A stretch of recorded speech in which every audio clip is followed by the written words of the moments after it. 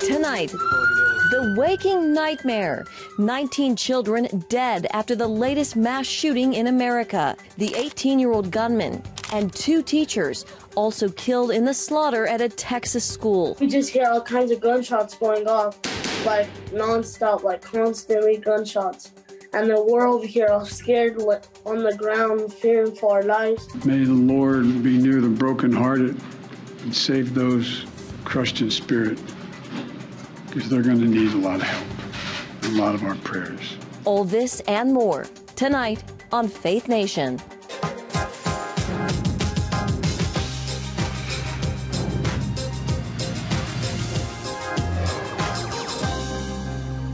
The country grieves tonight in the wake of another uniquely American horror story. Good evening, I'm Jenna Browder. Horrific details are emerging from that bloodbath that left 19 children murdered in a 4th grade classroom. The governor of Texas says all Texans are grieving with Uvalde, with the nation's latest school shooting also left 2 teachers and the gunman dead. Tonight we have team coverage, and we begin with Brody Carter, who has more on the heartbreaking moments as Texas police try to figure out why the gunman pulled the trigger. Brody? Jenna, the children at Robb Elementary School in Uvalde, Texas, were 2 days from enjoying summer vacation. Now the families of 19 children and 2 teachers are instead planning funerals. It is intolerable and it is unacceptable for us to have in the state anybody who would kill little kids in our schools. Uvalde, Texas, population 16,000, is now ground zero for the country's 212th mass shooting this year and second largest grade school shooting, behind the Sandy Hook Elementary shooting that killed 26. Investigators say the tragedy started Tuesday morning with the gunman's grandmother. 18-year-old Salvador Ramos shot her in the face at their home. Leaving her in critical condition, Ramos took off in this truck before crashing in a culvert. This video on social media reportedly shows Ramos running toward Robb Elementary. With a rifle in hand, Ramos entered a back door. He barricaded himself inside a 4th grade classroom and started shooting. Shows the intent of this evil person going into this school and having complete disregard for human life. 19 children and 2 teachers all killed inside the same classroom. 17 others were injured. We didn't find out about her until late last night. As families begin to grieve and the names and faces of the children murdered are identified, stories of heroism emerge, including 4th grade teacher Ava Morales, who'd reportedly died trying to protect her students, and a Border Patrol agent who's said to have rushed to the scene and into the school without backup and killed the shooter. Days before yesterday, when these children were at school, some were receiving awards for perfect attendance. These kids will never attend school again. Here's what we know about the gunman, 18-year-old Salvador Ramos. He was a student at Uvalde High School. He legally purchased 2 assault rifles shortly after his 18th birthday. He lived with his grandmother. He acted alone. However, his motive is still under investigation. As I said before, the gunman did not have any known mental health issues or criminal history. The only indication of this shooting was posted by Ramos on Facebook. The first post said, "I'm going to shoot my grandmother." The second post said, "I just shot my grandmother." Less than 15 minutes before arriving at the school, he posted, "I'm going to shoot an elementary school." It's just haunting. Jenna, back to you. All right, Brody, thank you very much. And tonight we want to take a look at the church's role in the aftermath of the shooting. For that, we're joined by Nathan Lorick, Executive Director of the Southern Baptist Texas Convention. Nathan, welcome. Thank you for being with us this evening. So you have a team of ministers on the ground in Uvalde. Can you tell us how they are helping the people there? Absolutely, and our hearts are grieving alongside of our friends in Uvalde and all these families who have lost kids in this senseless act of violence. And so we have deployed some staff members and chaplains We have a disaster relief feeding unit on the ground. We wanted to come alongside of first responders, those in the school system, and of course the community, the families of the community, to let them know that we love them. We're serving with them. And so we have counseling available through chaplaincy. We're again, providing food and support through the local churches there that are on the ground. And we stand willing and ready to help, but our hearts are just grieving with our brothers and sisters in Uvalde. What are your teams telling you from the ground there? What are some of the greatest needs they're seeing from the families? Well, the whole community is in shock and grieving, and so these aren't things that you think that your community will ever have to go through. And so, you know, there's been some shifting of facilities, and so they're kind of adjusting as they're being told to be able to position themselves to be able to help these families in this community. But the community is just in shock, and they're grieving the loss of all of these children, the teacher, and all of those who are involved. And so, and we are there praying for them as the opportunity arises, engaging and connecting with them just in this deep, deep, deep moment of grief and sorrow. Yeah. Nathan, can you talk about the toll this is taking on the first responders? Well, of course, I haven't personally been able to make it down there, but I know that it was a long night. Some folks from our team told us that it was well after midnight before they were even able to leave where the families were coming. And so I know that the first responders, not only in the moment, and of course they're heroes going and dealing with this, but also then having to sit across from families and tell them that their child had been killed by this gunman is excruciatingly painful moment in their life. And so I know they're working hard. I know they're focused, and I would encourage all of your viewers to join us in praying for those first responders. This kind of just beginning for them as they begin to help understand in the aftermath the motives and help walk alongside of these families. We need to lift up these first responders, these agents who are in the process of continuing to dive into what really happened. And then as they are serving these families, that we're able to minister to the first responders. So please join us in praying for them for sure. Yeah, absolutely. And then for the families who are grieving. Nathan, is there a spiritual component here? You know, there's a lot of talk about reforming gun laws and all of that, but, you know, is there a spiritual aspect to this? Absolutely. This is evil. This is pure evil from the enemy himself. And anytime that someone walks in to an elementary school full of innocent children who are looking forward to the summertime and ending their school year together, and to walk in and to senselessly kill them is just pure evil. And so absolutely there's a spiritual element to it. And that's why there's, you know, it's imperative in the state of our nation on days like this, where we're facing situations like this, but also other issues that our nation's facing, that the gospel be on the forefront of the mission of the church, that hey, listen, the only hope in a culture in which a young man walks into an elementary school and does this is the gospel of Jesus Christ. And so absolutely it's spiritual, and we must be bold to share the gospel in the midst of even moments like this to help those in our culture, in our society, know that Jesus is the only answer for a culture like this. Right. All right, Nathan Lorick of the Southern Baptist Texas Convention, thank you so much. Thank you for having me. Well, of course, emotions are running high and tempers are flaring as the country reels from yet another school shooting. In a news conference today, Texas Governor Greg Abbott was interrupted by one-time Senate candidate Beto O'Rourke, who called the carnage predictable. This 18-year-old who just turned 18 bought an AR-15 and took it into an elementary school and shot kids in the face and killed them. Why are we letting this happen in this country? Why is this happening in this state? Year after year, city after city. This is on all of us if we do not do something, and I am going to do something, and I'm not alone. The people of Texas are with us. The majority. The outburst likely an opening salvo in the coming battle over gun laws in America. CBN News senior Washington correspondent Tara Mergener has more on how the battle lines are being drawn. Tara?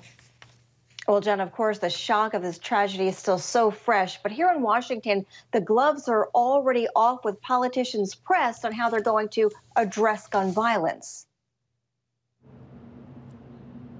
President Biden has ordered all flags on federal land to fly at half-staff in honor of the victims. I had hoped when I became president I would not have to do this again. Another massacre. How many scores of little children who witness what happened see their friends die as if they're on a battlefield, for God's sake? They'll live with it the rest of their lives. On Capitol Hill, emotions are high. Democrat lawmakers immediately demanding action on gun control in the wake of a series of deadly mass shootings in the U.S. Senator Chris Murphy is from Sandy Hook, where 20 6- and 7-year-olds were massacred in 2012. What are we doing? What are we doing? Just days after a shooter walked into a grocery store to gun down African-American patrons, we have another Sandy Hook on our hands. Uvalde marks the deadliest school shooting since then, a sad reminder of the Sandy Hook tragedy and the call to action that followed. And we're going to have to come together and take meaningful action to prevent more tragedies like this. Since Sandy Hook, Congress has tried and failed to pass stricter gun laws, some Democrats taking to Twitter to blame Republicans for the tragedy. The House recently passed bills that would expand the waiting period for gun buyers and require background checks for sales at gun shows. But the Senate is expected to block them, Republicans insisting it's not the answer. That doesn't work. It's not effective. It doesn't prevent crime. We know what does prevent crime, which is going after felons and fugitives and those with serious mental illness, arresting them, prosecuting them when they try to illegally buy firearms. The tragedy also front and center during a hearing for the president's ATF director nominee. We need to identify the risks and threats and finally do something. I expect us to have a very full and robust discussion in the United States Senate. With the issue of gun control now back in the spotlight ahead of midterm elections, some support so-called red flag laws aimed at identifying someone believed to be potentially dangerous. They would also open the door to confiscate weapons or block gun purchases. Critics argue it's infringement on constitutional rights and will lead to punishment of law-abiding people. Red flag law, we know those things work, and we can prevent this from happening. Reporting there is no mental health history for this gunman, at least that people know of. Meanwhile, President Trump is set to speak at the NRA's annual meeting coming up on Friday in Houston. That is about 4 hours, Jenna, from the scene of this mass shooting. All right, Tara Merchner, thank you. Of course, this shooting brings up the issue of mental health. For more on this, including how parents can approach the topic with their kids, we're joined by CBN News medical reporter Lori Johnson. Lori, this is a very tough one for parents. How can they talk to their kids about school shootings? Well, first of all, they should. A lot of parents aren't sure whether they should even broach the subject, and mental health experts say, yes, you should talk to your children, but before you even open your own mouth, get your own emotions under control, because kids mimic their parents' emotions. So you need to get your anxiety and your own fear under control. Be calm and confident when you talk to your kids. And first of all, tell your kids they're safe, because children understand they cannot take care of themselves, and their number one concern in a crisis is who's going to take care of me. So you need to tell your children, I'm going to take care of you. I would not send you to a school that was unsafe, and your teachers and your school, they have a plan, and you're safe there. Also, turn off the news. The children don't need to see any more about this incident or see you obsessing about it on your phone or the TV. That only amplifies the situation in their minds, and they don't understand that there are 130,000 public schools in this country, and this happening in their school is exceedingly unlikely, although you could try to explain that to them if they're old enough to understand the idea of probabilities. Yeah, there was no known mental health history of this gunman. Lori, when it comes to the mental health of the shooters themselves, what can be done to intervene before they harm others? Well, at this time, there's no evidence that he was treated for possible mental illness, but the people who knew him reported lots of red flags, such as severe family dysfunction, to include a mother who allegedly struggled with addiction, police showing up at the house, unexplained scratches on his face, a well-documented obsession with guns, shooting BBs at random people and animals, and being bullied at school for a lisp and wearing makeup, and also rapid major weight loss. So people who see these types of red flags should say something to authority figures, although it is up to the parents often to see that their child gets mental health help and also isn't around weapons. Lori, in just a few seconds we have left, what are ways to improve the mental health of young people? So often we see these shooters are young men. That's right. Well, mental health experts want more education in schools, in all classrooms, to teach students how to confront and resolve emotional turmoil and develop anger management techniques, impulse control, and problem-solving skills. Jenna. All right, Lori, thank you so much. Thanks for having me. And when we come back, a look at the day's other headlines. You're watching CBN's Faith Nation. Welcome back. Election 2022, turning now to last night's major political primaries. As expected, incumbent Georgia Republican Governor Brian Kemp easily won the nomination to run for re-election. He was backed by former Vice President Mike Pence. There were a lot of people that said I wouldn't beat the incumbent state senator, but I knew better.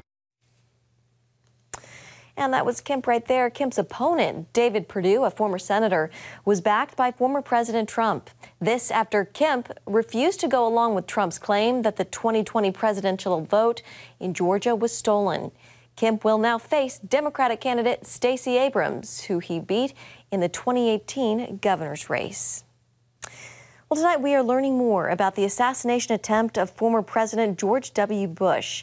52-year-old Shahab Ahmed Shahab, an Iraqi alleged to have ties to ISIS, is charged with aiding and abetting attempted murder against Bush. The scheme involving smuggling Iraqi accomplices across the Mexican border to carry out the plot against America's 43rd president. That is according to a criminal complaint filed in federal court in Columbus, Ohio. The complaint says Shahab visited Dallas to record video of Bush's home and the Bush Institute. He told a confidential informant that he wanted to kill Bush because he was responsible for killing many Iraqis. When we come back, Putin's war in Ukraine is still raging on. Why sanctions are having little to no effect.